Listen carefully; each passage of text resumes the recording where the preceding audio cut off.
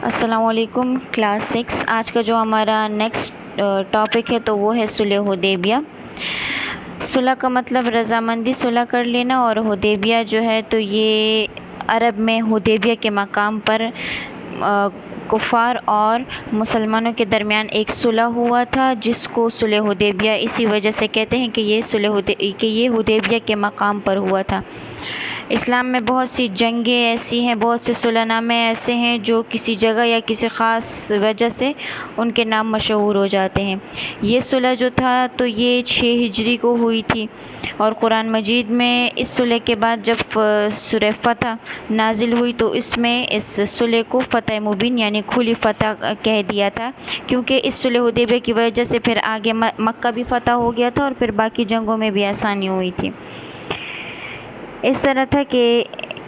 اس کا پس منظر کس طرح تھا کہ یہ صلح ہوا کیوں اور کس وجہ سے۔ تو جب نبی اکرم صلی اللہ علیہ وسلم نے ہجرت کر لی تھی اور 6 سال مکمل ہو گئے تھے، تو آپ صلی اللہ علیہ وسلم نے خواب میں دیکھا کہ آپ صلی اللہ علیہ وسلم اپنے ساتھ آپ اور صحابہ کرام آپ کے ساتھ ہیں، اور آپ لوگ مکہ میں داخل ہوئے اور فوراً آپ لوگوں نے خانہ کعبہ کا طواف شروع کیا۔ پھر جب نبی اکرم صلی اللہ علیہ وسلم بیدار ہوئے اور صحابہ کرام کو اپنے خواب کے بارے میں بتایا، تو آپ صلی اللہ علیہ وسلم نے بھی عمرے کی خواہش ظاہر کی، کیونکہ اس وقت حج فرض نہیں ہوا تھا، اور حج جو ہے تو وہ 9 ہجری کو فرض ہوا تھا۔ تو باقی صحابہ کرام بھی ظاہر ہے ان کو مکہ سے نکلے ہوئے کافی عرصہ ہو چکا تھا، 6 سال ہو چکا تھا۔ انہوں نے کہا کہ ٹھیک ہے، ہم اللہ کے گھر کی زیارت بھی کر لیں گے اور اپنے رشتہ دار اور گھر والوں وغیرہ سے مل بھی لیں گے۔ اسی وجہ سے پھر تقریباً 1400 یا 1450 صحابہ کرام جو تھے تو وہ عمرے کے لیے تیار ہو گئے تھے۔ عرب میں ایک دستور تھا کہ جب کوئی شخص جنگ لڑنے یا کسی وجہ سے کہیں جاتا تھا تو وہ اپنے ساتھ تلوار جب لے کے جاتا تھا تو وہ نیام میں نہیں ہوتی تھی، لیکن اگر کوئی سفر پہ جاتا تھا اپنی حفاظت کے لیے اس نے لازمی تلوار رکھنی ہوتی تھی، لیکن وہ نیام میں ہوتی تھی، جس سے ظاہر ہوتا تھا کہ یہ بندہ سفر میں جا رہا ہے اور امن کے ارادے سے جا رہا ہے، اس لیے کیونکہ اس کی تلوار جو ہے تو وہ نیام میں ہے۔ اور دوسری بات یہ کہ اس زمانے میں اس طرح کی جو سہولتیں تھیں وہ نہیں تھی، پیدل سفر ہوتے تھے یا اونٹوں پر سفر ہوتے تھے یا گھوڑوں پر سفر ہوتے تھے، تو ظاہر ایسے راستوں سے گزرنا پڑتا تھا جو جنگل وغیرہ سے ہوتے تھے، تو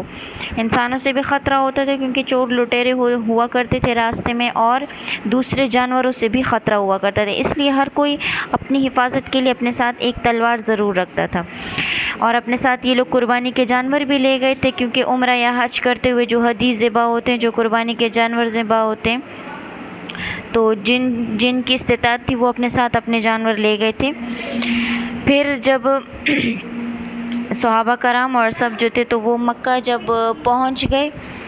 مکہ راستے پہنچنے والے تھے، تو جیسے قریش کو پتہ چلا کہ یہ لوگ عمرے کے لیے آ رہے ہیں، کیونکہ ظاہر قریش تو اس لیے بیٹھے ہوئے تھے کہ کوئی ایسا موقع ہمیں ملے کہ ہم مسلمانوں سے اپنے باقی 3 جنگوں کا بدلہ لیں اور آگے سب کچھ ہم ختم کر دیں۔